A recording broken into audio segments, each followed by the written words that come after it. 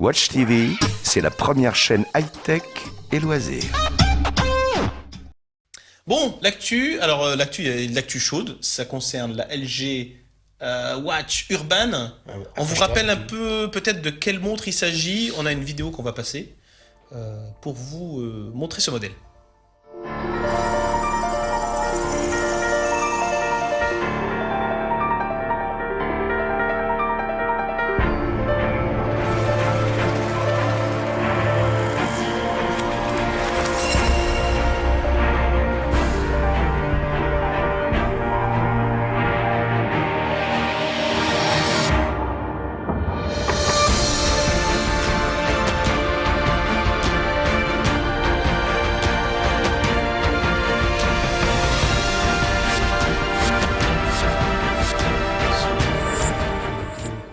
On est hypnotisé par la LG. Alors attendez, je l'ai mal dit tout à l'heure, c'est la LG Watch Urban, deuxième édition. Voilà. Seconde édition, hein, donc ce qui se démarque par rapport à la première. Alors on était emballé parce que cette montre devait être la toute première montre, alors je parle de la deuxième édition, qui était complètement autonome. Hein, c'est-à-dire complètement autonome d'un point de vue connectivité. Sous Android Wear. Sous Android Wear. C'est-à-dire Parce qu'il existe une montre aussi qui est déjà autonome chez LG, mais qui n'est vendue qu'en Corée. Et qui est la LG Urban LTE. Et je crois qu'il y a un R comme son nom l'indique. dans mais le elle nom. n'est pas sous Android Wear. Elle est sous WebOS. Voilà, ouais. Mais là, du coup, c'était la première Android Wear autonome. La première c'est Android sympa, Wear. Et donc, du coup, c'était prometteur, puisque du coup, ça permet de sortir de chez soi. Alors, ça sous-entend de mettre une carte SIM dans sa montre. Donc payer un abonnement pour la montre, on va lui prendre un petit abonnement à 2 €. Hein. Au final, non, même pas. Parce que si t'as pas de data... Oui, mais tu peux avoir il faut de la data. une Bah dual oui, mais à SIM, 2 €, je suis pas sûr que le forfait free de 2 €, t'es de la data. Ah, pardon, je connaissais pas le... Tu peux avoir un double SIM. Oui, via ton un opérateur, deuxième site sur le même forfait. Alors du coup, elle était effectivement, donc elle était autonome de ce point de vue-là, ce qui permettait de sortir de chez soi et puis d'aller faire un footing et de continuer à recevoir des SMS, de continuer à recevoir des appels. Et puis elle était même autonome d'un point de vue donc GPS.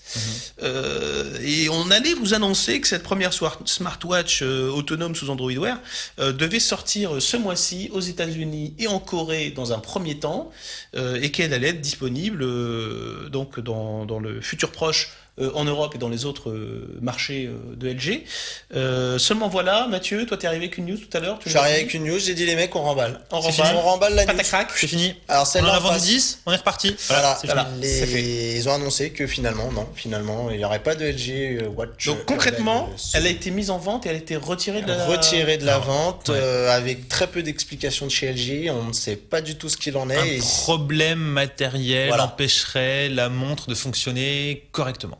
Alors, va comprendre quelque chose. Alors, tu te dis, bon... Ils en ont vendu quelques-unes, elle était en vente, et puis ils l'ont retirée immédiatement. Tu te dis, Donc, bon, faux départ, c'est pas grave. Mais non, parce que le prochain départ, il a même pas lieu et on sait même pas si... Voilà, elle il n'a aura pas lieu. été repoussée de 15 C'est pas jours, reporté. on n'a pas On de sait pas. date pour l'instant. Donc elle Pour sera l'instant, peut-être remise sur le marché. Sur quel marché, on ne sait pas. Et on n'a aucune confirmation. Donc peut-être qu'elle sera jamais remise sur le marché. On sait C'est pas. dommage, hein, parce que c'est vrai que c'était prometteur. Bah oui. Elle était à quel prix ? On n'a pas le prix. On n'a pas encore eu le prix pour l'Europe. Ce qu'on sait, c'est qu'elle était... Alors, ce qui était plutôt pas mal pour les utilisateurs, c'est qu'elle était compatible Android et iOS. Ah oui. Donc, avec la même montre, Pas mal.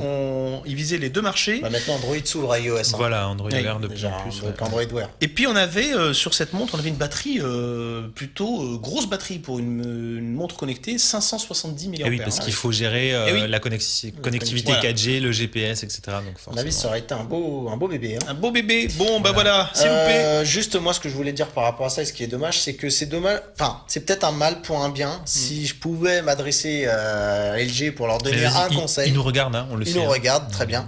LG, si tu nous regardes, moi je pense que, comme Samsung, ils devraient opter pour une montre autonome mais sous WebOS, comme ils ont présenté, qui est seulement disponible en Corée. Et je trouve ça dommage parce que, regarde, Samsung a lancé sa montre sous Tizen avec un format super. Et moi, je l'avais vu, cette LG Urban Watch 4G. Oui. Et vraiment, elle reprenait ce qu'on a vu déjà chez Samsung, c'est-à-dire cette interface circulaire. Oui. LG nous disait qu'ils avaient fait un travail sur l'ergonomie qui était basé sur le rond, sur le côté circulaire de la montre.